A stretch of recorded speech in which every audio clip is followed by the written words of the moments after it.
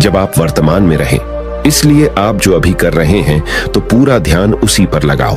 5वां उपाय, जो बात आपको परेशान कर रही है उसे लिख लें। आपके सोचने के तरीके और आपके महसूस करने के तरीके के बीच एक मजबूत संबंध है। आपके सोचने का तरीका आपकी भावनात्मक स्थिति को प्रभावित करता है और आपकी भावनात्मक स्थिति आपके सोचने के तरीके को प्रभावित करती है।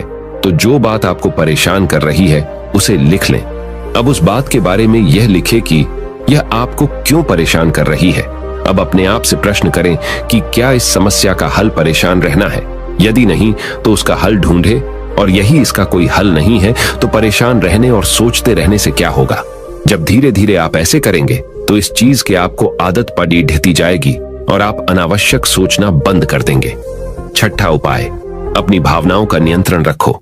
भावनाओं पर नियंत्रण रखने का मतलब यह बिल्कुल भी नहीं है कि आप अपनी भावनाओं को दबाएं, लेकिन आपको अपनी भावनाओं पर नियंत्रण रखना होगा। जब आप अपनी भावनाओं पर नियंत्रण रखते हैं तो हकीकत को देख पाते हैं। अनियंत्रित भावनाएं दिमागी विचारों को बेफजूल गति प्रदान करती हैं।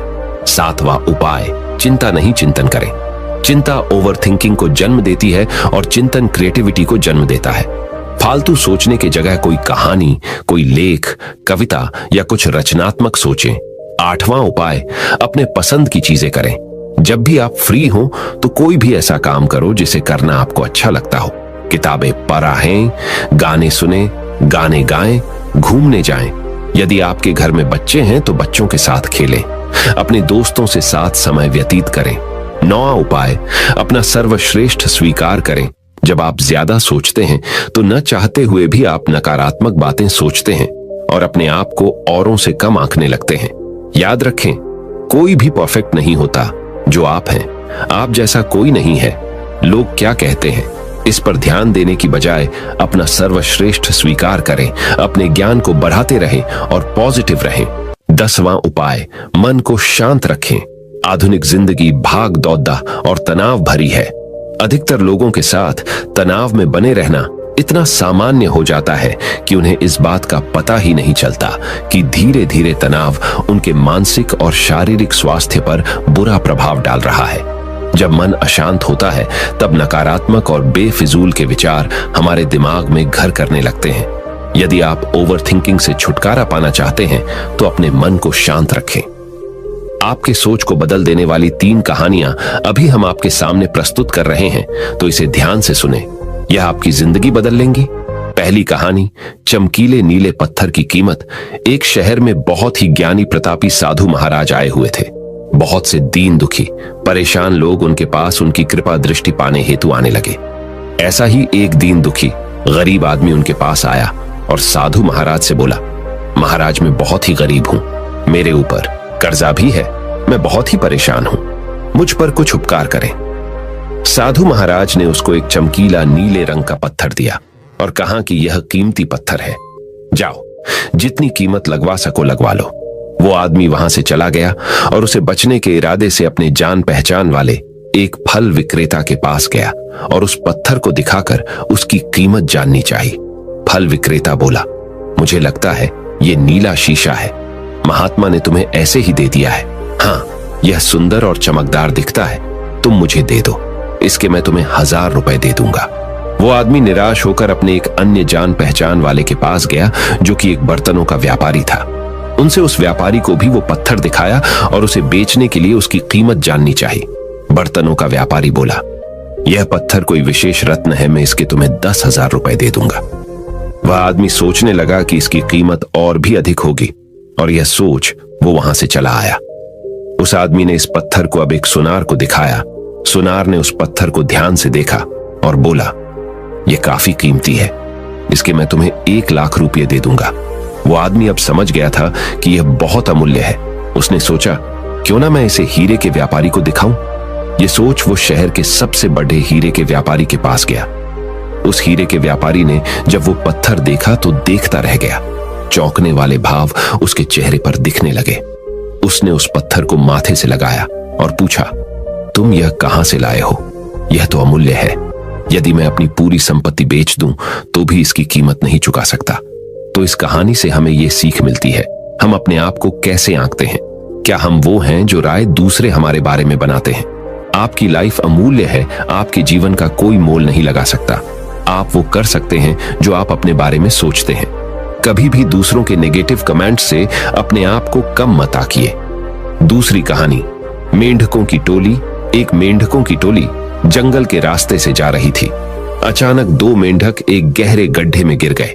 जब दूसरे मेंढकों ने देखा कि गड्ढा बहुत गहरा है तो ऊपर खड़े थे सभी मेंढक चिल्लाने लगे, तुम दोनों इस गड्ढे से नहीं निकल सकते, गड्ढा बहुत गहरा है, तुम दोनों इसमें से निकलने की उम्मीद छोड़ ढाए दो। उन दोनों मेंढकों ने शायद ऊपर खड़े मेंढकों की बात नहीं सुनी और गड्ढे से निकलने के लिए लगातार वो उछलते रहे। बाहर खड़े मेंढक लगातार कहते रहे, तुम दोनों बेकार में मेहनत कर रहे हो, तुम्हें हार मान लेनी चाहिए, तुम दोनों को हार मान लेनी चाहिए, तुम नहीं निकल सकते। गड्ढे में गिरे दोनों मेंढकों में से एक मेंढक ने ऊपर खड़े मेंढकों की बात सुन ली और उछलना छोड़ कर वो निराश होकर एक कोने में बैठ गया। दूसरे मेंढक ने प्रयास जारी रखा। वो उछलता रहा जितना वो उछल सकता था। बाहर खड़े सभी मेंढक लगातार कह रहे थे कि तुम्हें हार मान लेनी चाहिए, पर वो मेंढक शायद उनकी बात नहीं सुन पा रहा था और उछलता रहा और काफी कोशिशों के बाद वो बाहर आ गया। दूसरे मेंढकों ने कहा, क्या तुमने हमारी बात नहीं सुनी? उस मेंढक ने इशारा करके बताया कि वो उनकी बात नहीं सुन सकता क्योंकि वो बहरा है, सुन नहीं सकता, इसलिए वो किसी की भी बात नहीं सुन पाया। वो तो यह सोच रहा था कि सभी उसका उत्साह बढ़ा रहे हैं। इस कहानी से हमें यह सीख मिलती है कि 1. जब भी हम बोलते हैं उनका प्रभाव लोगों पर पेड़िहाता है, इसलिए हमेशा सकारात्मक बोलें। 2. लोग चाहें जो भी कहें, आप अपने आप पर पूरा विश्वास रखें और सकारात्मक सोचें। 3. कार्य ही मेहनत, अपने ऊपर विश्वास और सकारात्मक सोच से ही हमें सफलता मिलती है। तीसरी कहानी, चील और मुर्गी। एक जंगल में बरगद का पेड़ था।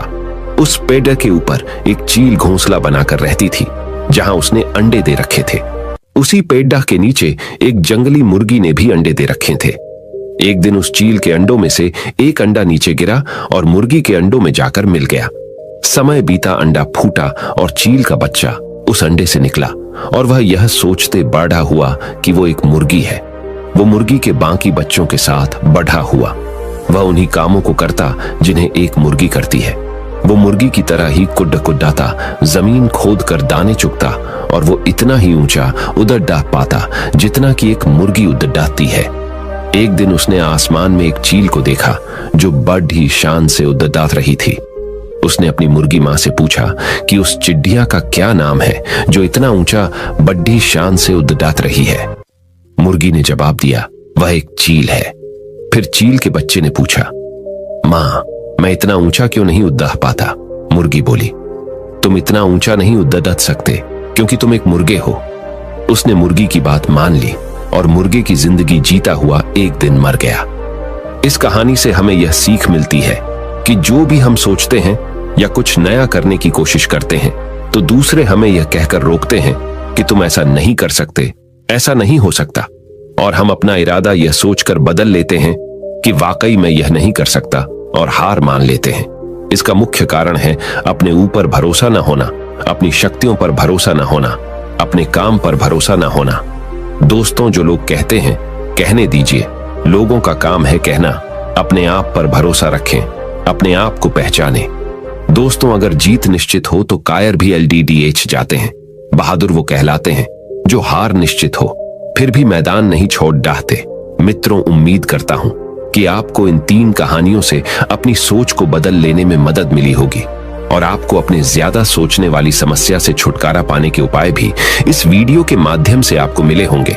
इस वीडियो से आपको कुछ सीखने को मिला हो तो इस वीडियो को अपने दोस्तों के साथ जितना हो सके उतना शेयर कीजिए और इस वीडियो के एक लाइक कीजिए और हमारे चैनल को सब्सक्राइब कीजिए। इस वीडियो को